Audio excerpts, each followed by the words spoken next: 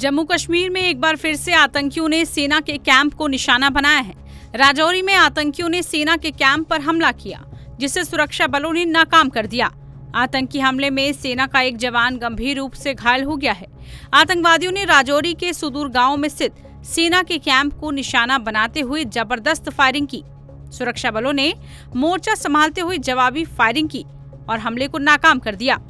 इसके बाद सुरक्षा बलों ने पूरे इलाके की घेराबंदी कर ली और बड़े पैमाने पर सर्च ऑपरेशन चलाया हुआ है और आतंकियों की तलाश भी की जा रही है। अभी कितने आतंकी थे इसका पता नहीं चल पा रहा है। वहीं गंभीर रूप से घायल हुए जवान को अस्पताल में भर्ती किया गया। आपको बता दें कि बीते एक महीने के दौरान जम्मू कश्मीर में आतंकी घटनाओं में बेतहाशा बढ़ोतरी हुई है।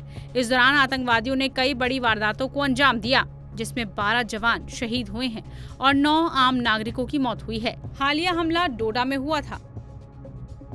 इस समय आप देख सकते हैं कि एक मैसिव ऑपरेशन शुरू कर दी गया। एडिशनल रिइंफोर्समेंट आर्मी की और पुलिस की वहां पे इलाके में पहुंचाई जा रही है। गुंदख्वास का वो इलाका है जहां पे आज सुबह 3:10 पर आतंकवादियों ने पुरुषोत्तम कुमार, जो कि विलेज डिफेंस कमेटी मेंबर है, उनके घर पे हमला करने की कोशिश की। जैसे उन्होंने फायरिंग की, आर्मी का कैंप जो पास ही में था, आर्मी की तरफ से ताबड़तोड़ जवाबी कार्रवाई की गई। जवाबी कार्रवाई के बाद आतंकवादी जंगल के इलाके में छुप गए और उसके बाद से आप देख सकते हैं कि किस तरीके से सुरक्षा कर्मी इस इलाके को पूरी तरह से घेरने की कोशिश कर रहे हैं और इस समय ज्यादा से ज्यादा फौज वहां पे बुलाई जा रही है। पुलिस के कर्मी भी वहां जा चुके हैं। एडिशनल रिइंफोर्समेंट वहां पे जंगल में पहुंचा दी गई है, जहां पे इस समय मुठभेड़ जारी है। ये पुरुषोत्तम कुमार वही शख्स है जिन्होंने पिछले साल अगस्त के महीने में एक पाकिस्तान के आतंकवादी को मार गिराया था। ये अपने परिवार के साथ लकड़ियां जमा करने गए थे। जैसे ही उन्होंने वहां पे मूवमेंट देखी, एकदम उन्होंने अलर्ट हो गए और उन्होंने फायरिंग कर दी पाकिस्तानी उन आतंकवादियों पर। उसके बाद वहां पे काफी देर तक फायरिंग चलने के बाद एडिशनल रिइंफोर्समेंट भी पहुंच गई थी और पाकिस्तानी आतंकवादी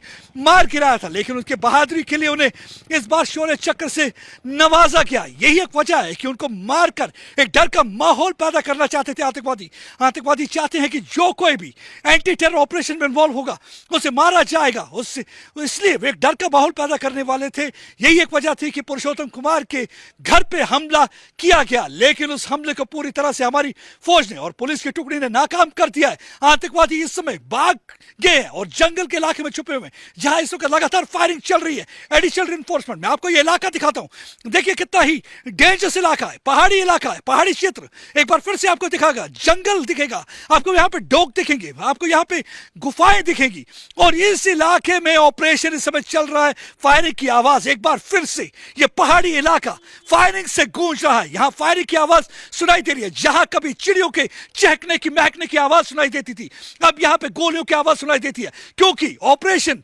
इस वक्त पहाड़ियों में चल रहा है। पिछले कुछ महीनों से हमने देखा है लगातार पाकिस्तान की कोशिश है, आईएसआई का गेम प्लान है कि जम्मू के पहाड़ियों को टारगेट किया जाए, यहां पे घुसपैठ करा के आतंकवादियों को ज्यादा से ज्यादा पहुंचाया जाए। और पिछले दिनों से हमने देखा है कि किस तरीके से पाकिस्तानी फौज घुसपैठ में पूरी मदद कर रही है। लॉन्च पैड पे पाकिस्तानी फौज के साथ आतंकवादी बैठे होते हैं। ज्यादातर आतंकवादियों की उम्र 25 से 30 वर्ष की है और इन आतंकवादियों को यहां पे पहुंचाया जाता है, रास्ते के बारे में बताया जाता है, गाइडेड की मदद करते हैं, इस इलाके में पहुंचाते हैं। उसके बाद यहाँ पे कुछ ओवरग्राउंड वर्कर है जो उनकी यहाँ पे पूरी तरह से मदद करते हैं और यहाँ पे उनको पर फैलाने में मदद करें। यही एक वजह है कि पूरी तरह से हमारी सुरक्षा कर्मी एक तरफ जहां आतंकवादियों को खदेड़ने में लगे हुए हैं, दूसरी तरफ शिकंजा कसा जा रहा है उन ओवरग्राउंड वर्कर पर जो उनकी मदद कर रहे हैं। आप देख सकते हैं इस समय यहाँ पे पुलिस की गाड़ियां, फौज की गाड़ियां लगातार जमावड़ा पूरा होता हुआ पहाड़ियों की तरफ जा रहा है, उसी क्षेत्र में गुंडख्वास के, जहां पे इस समय ऑपरेशन चल रहा है। उन आतंकवादियों को मार गिराने की कोशिश की जा रही है जिन्होंने आज